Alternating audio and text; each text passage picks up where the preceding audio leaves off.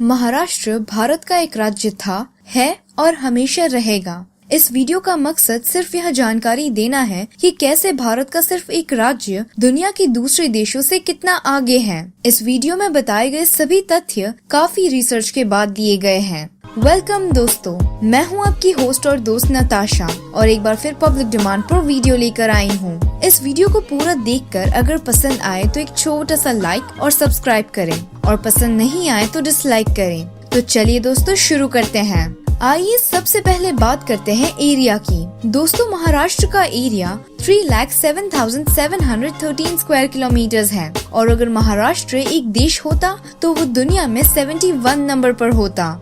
आपको जानकर हैरानी होगी कि इसका area Italy, Philippines, New Zealand, United kingdom, Bangladesh, Nepal, north Korea और साउथ कोरिया जैसे देशों से भी ज्यादा है। दोस्तों, अगर बात करें जीडीपी की तो महाराष्ट्र की नॉमिनल जीडीपी $390 बिलियन यानी 27.96 लाख करोड़ भारतीय रुपए है, जो कि दुनिया में 31st नंबर पर होती। आपको बता दें कि महाराष्ट्र की nominal GDP Pakistan, Bangladesh, Israel, Singapore, Qatar, Vietnam, Malaysia, south Africa और हांगकांग जैसे देशों से भी ज्यादा है।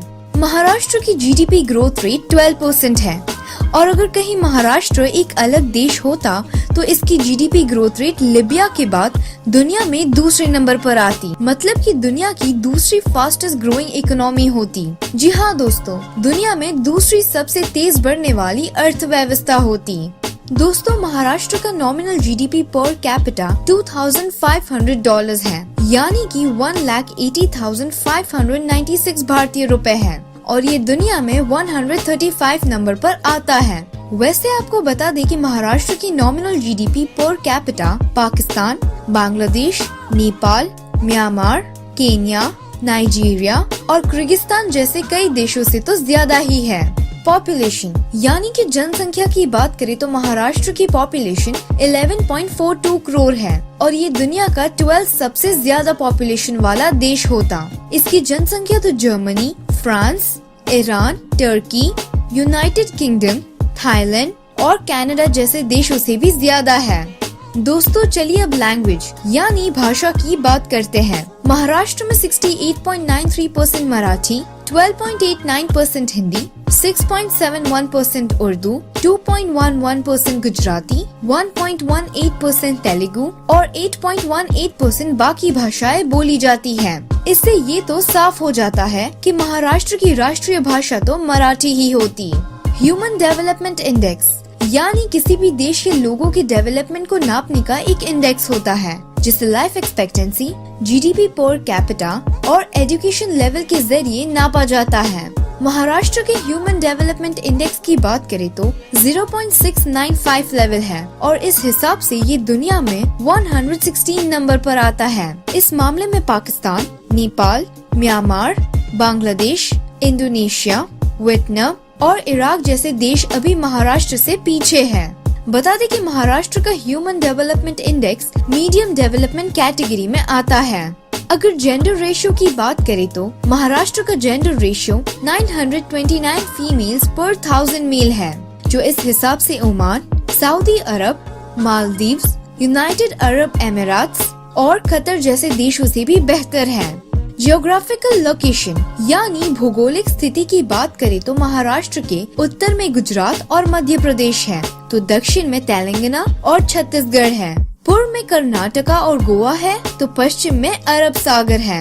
महाराष्ट्र को आर्मी की जरूरत तो शायद नहीं पड़ती, लेकिन हाँ, समुद्र से आने वाले खतरे को देखते हुए एक मजबूत नेवी जरूर चाहिए होती। पश्चिम की तरफ समुद्र होने से महाराष्ट्र को समुद्री व्यापार करने में तो जरूर मदद मिलती।